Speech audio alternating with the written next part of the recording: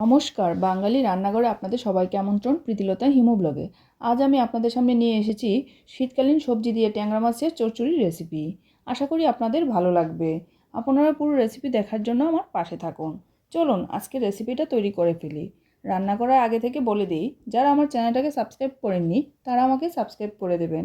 যারা সাবস্ক্রাইব করে নিয়েছেন তাদেরকে অসংখ্য ধন্যবাদ। রান্না করার জন্য সব উপকরণ পরিমাণ মতো নিয়েছি। আমি 200 গ্রাম ট্যাংরা মাছ নিয়েছি। মাছগুলোকে কেটে পরিষ্কার জলে ধুয়ে নিয়েছি। যারা ছোট মাছ খেতে পছন্দ করেন এই রেসিপিটা একবার হলেও তৈরি করবেন। আশা করি সবার কাছে এই রেসিপিটা খুব ভালো লাগবে।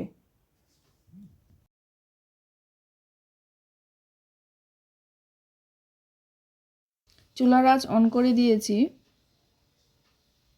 প্যান গরম হয়ে গেছে, প্যানে 3 চামচ তেল দিয়ে দেব।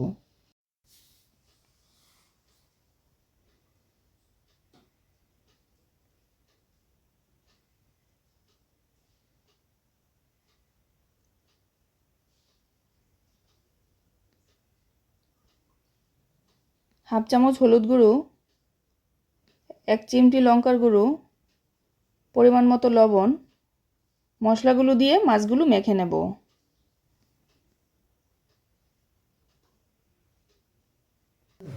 মাছ মাখানো হয়ে গেছে, প্যানে মাছগুলো দিয়ে দেব।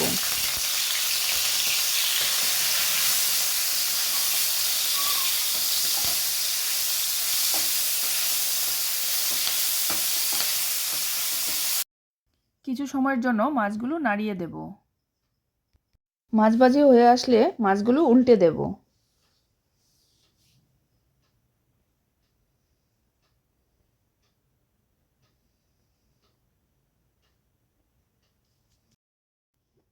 মাছগুলো লাল লাল করে ভেজে নিতে হবে। মাছ ভাজি হয়ে গেছে, প্লেটে উঠিয়ে নেব।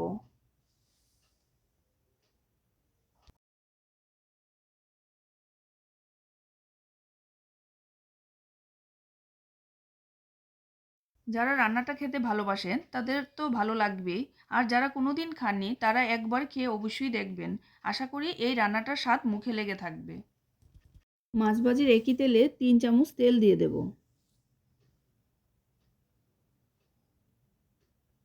তেল গরম হয়ে গেছে, 1 চিমটি কালো জিরে দিয়ে দেব।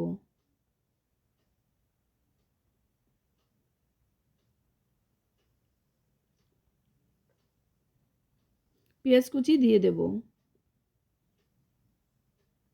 1 চামচ পেঁয়াজ বাটা দিয়ে দেব। হাফ চামচ হলুদ গুঁড়ো, 1 চামচ লঙ্কা গুঁড়ো। মশলাগুলো কম আঁচে ভেজে নেব।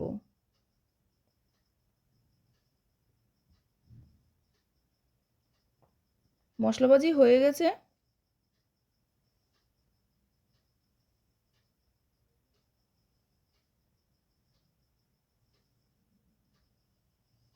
সবজিগুলো দিয়ে দেব।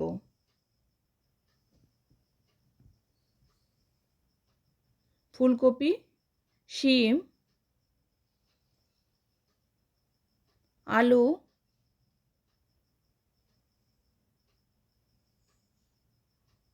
মশলার সাথে সবজিগুলো ভালোভাবে মিশিয়ে নেব।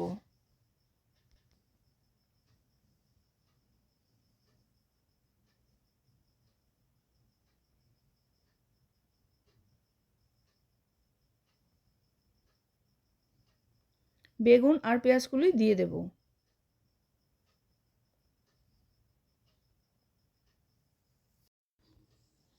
কিছু সময়ের জন্য নাড়িয়ে দেব।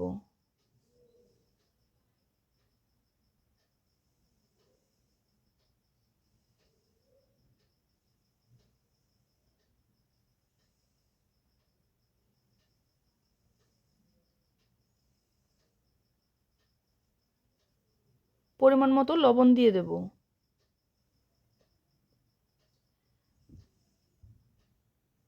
আরও কিছুক্ষণ সময় নাড়িয়ে দেব।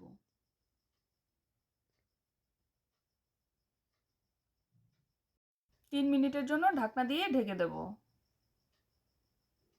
3 মিনিট হয়ে গেছে, ঢাকনা উঠিয়ে নেব।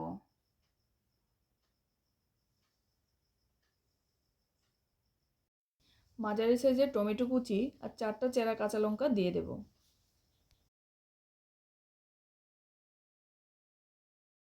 ভেজে রাখা মাছগুলো দিয়ে দেব।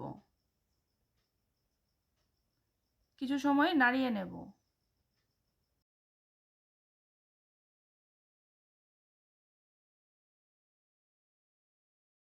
মশলা ও সবজি কষিয়ে নেওয়া হয়ে গেছে, পরিমাণ মতো জল দিয়ে দেব।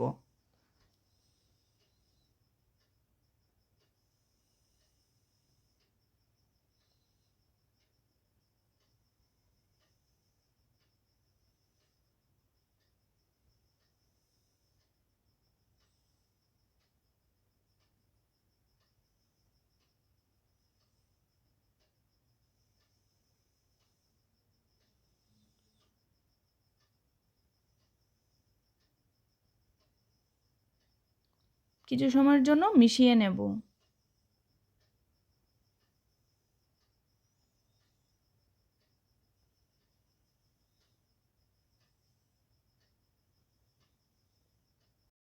কম আঁচে কিছুক্ষণ সময় রেখে দেব। ফুটে আসলে নামিয়ে পরিবেশন করে নেব।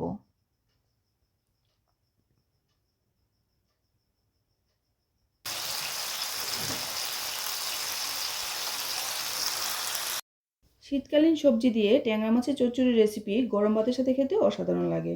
রেসিপি ভালো লাগলে অবশ্যই আমার চ্যানেলটাকে সাবস্ক্রাইব করে আমার পাশে থাকবেন নতুন নতুন রেসিপি পাওয়ার জন্য, যাতে করে আমি আপনাদের কাছে নিত্য নতুন রেসিপি নিয়ে আসতে পারি। যারা এখনও আমার চ্যানেলটাকে সাবস্ক্রাইব করেনি তারা আমাকে সাবস্ক্রাইব করে দেবেন।